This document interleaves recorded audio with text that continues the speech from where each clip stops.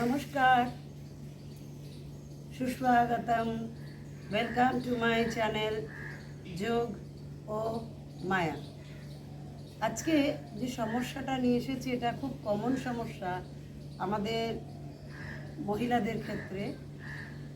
তো যেটা হচ্ছে কি ইরেগুলার পিরিয়ডস। এই ইরেগুলার পিরিয়ড বিভিন্ন কারণে হতে পারে। হরমোনের চেঞ্জের জন্য হতে পারে, ওবেসিটির জন্য হতে পারে, ওষুধের পার্শ্ব প্রতিক্রিয়া থেকে হতে পারে, পিসিওসের কারণে হতে পারে। তো যে কারণেই হোক না কেন, তো সেটাকে আমরা কিভাবে ঠিক রাখতে পারি আজকে যে আসনগুলো করে দেখাচ্ছি, তো সেগুলোর মধ্যে দিয়েই আমাদের এই সুস্থতা আসবে। তো চলুন প্রথমে করি বাটারফ্লাই চেষ্টা। এই বাটারফ্লাইটা অবশ্যই করবেন। এই বাটারফ্লাই আমাদের এই যে পেরিনিয়াল জোন বা পেলভিক যে জোন, এই পেলভিক জোনে ব্লাড সার্কুলেশন ভালো করা, এখানকার যে মাসেলসগুলো আছে সেই মাসেলসগুলোকে অ্যাক্টিভ করে। তো সেই কারণে প্রত্যেক দিন আগে বাটারফ্লাই করে নেবেন। বাটারফ্লাই অবশ্যই দুবেলা করবেন। এই যেগুলো দেখাচ্ছি এটা দুবেলা করলে অবশ্যই ভালো উপকার পাবেন। এবারে যারা পারবেন না তারা একটুখানি পাটাকে ভাঁজ করে নেবেন, খুলবেন।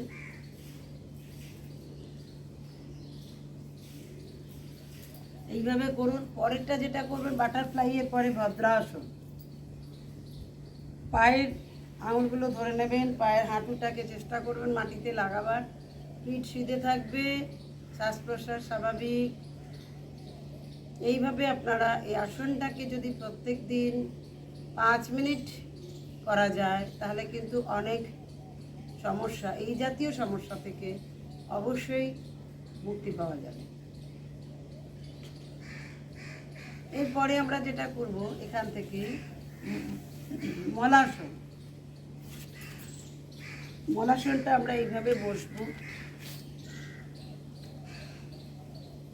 বসেই কনুইটা দিয়ে চেষ্টা করব হাঁটুটাকে প্রেস করে রাখতে, যতটা প্রেস করা যায়।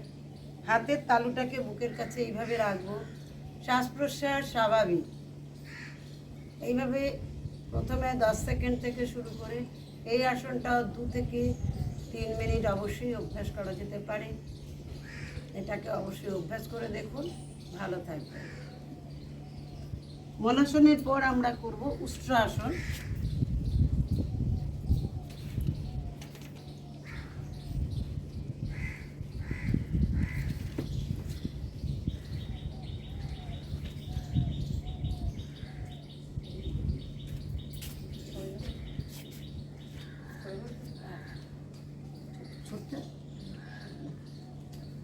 আমরা করব উষ্ট্রাসন।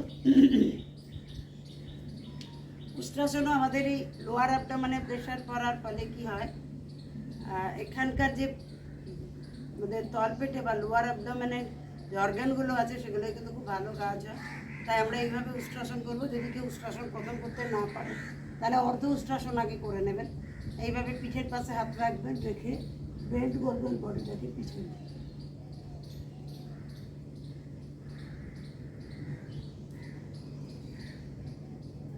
তারপরে আস্তে আস্তে গোড়ালিটাকে ধরে নেবেন।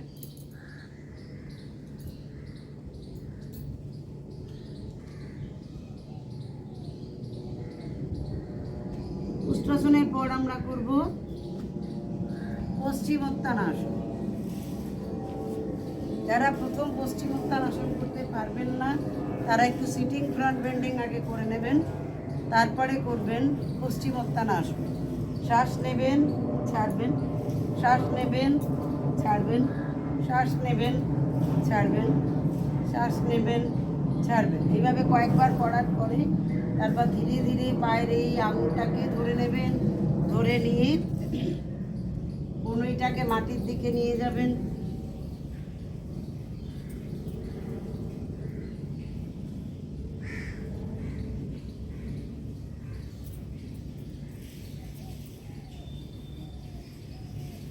আবার শ্বাস নিতে নিতে ছেড়ে দেবেন।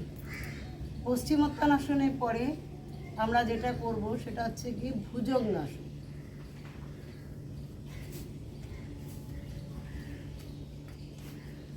ভুজঙ্গাসনও ভীষণ ভালো উপকার দেবে এই রেগুলার পিরিয়ডস যাদের আছে তাদের জন্য।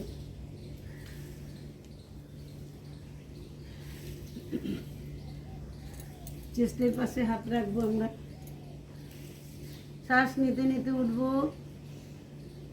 সোজা প্রথমে রাখতে পারেন, 1 2 3 4 5 6 7 8 9 10। ধীরে ধীরে নাভি পর্যন্ত নেমুন, গোড়ালি জোড়া করুন। 1 2 3 4 5 6 7 8 9 10। আস্তে আস্তে নামিয়ে দিন। পরের আসন করবো আমরা, একটু রেস্ট নিয়ে নেবেন। নিয়ে পরের আসন করবো শলভাসন। ডান পাকে মাটি থেকে 1 থেকে 1.5 ফুট তুলব। 1 2 3 4 5। আবার বাঁ পাকে মাটি থেকে তুলব 1 পা থেকে 1 ফুট থেকে 1.5 ফুট। 1 2 3 4 5। আবার ডান পা তুলব 1 2 3 4 5। আবার বাঁ পা তুলব 1 2 3 4। রিল্যাক্স। এইভাবে ভুজঙ্গাসন করুন। ভুজঙ্গাসনেও অনেক উপকার পাওয়া যাবে। এই যে রেগুলার পিরিয়ডের জন্য ভুজঙ্গাসনও খুব উপকারী। এমনকি যদি পেটে যাদের ব্যথা হয় তাদের জন্য ভুজঙ্গাসন এবং শলভাসন দুটোই কিন্তু খুব ভালো কাজ দেবে। আর পরে আমরা চিত হয়ে শুয়ে যাব।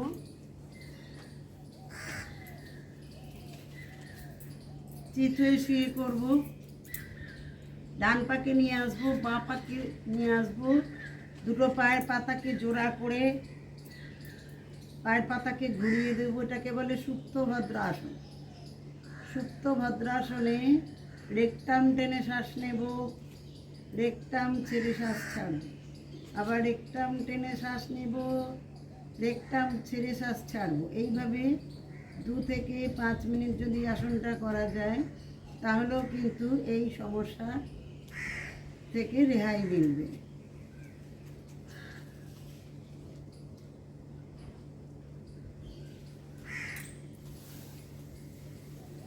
সুপ্ত ভদ্রাসনের পরে করব উত্থান পদাসন। যারা প্রথমে এক পা করে নেবেন, বাঁ পা, এবারে দুটো পা একসঙ্গে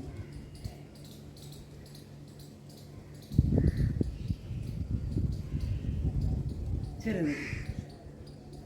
পরেরটা করবেন সেতু বন্ধনাসন। কোমরটাকে তুলে রাখবেন, শ্বাস নিয়ে ছেড়ে নামাবেন। আবার শ্বাস নিন, ছেড়ে নামান। আবার শ্বাস নিয়ে তুলুন, ছেড়ে নামান। এটাকেও 2 থেকে 5 মিনিট করুন।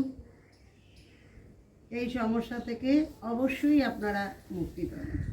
তারপর একটু শবাসন করে নেবেন।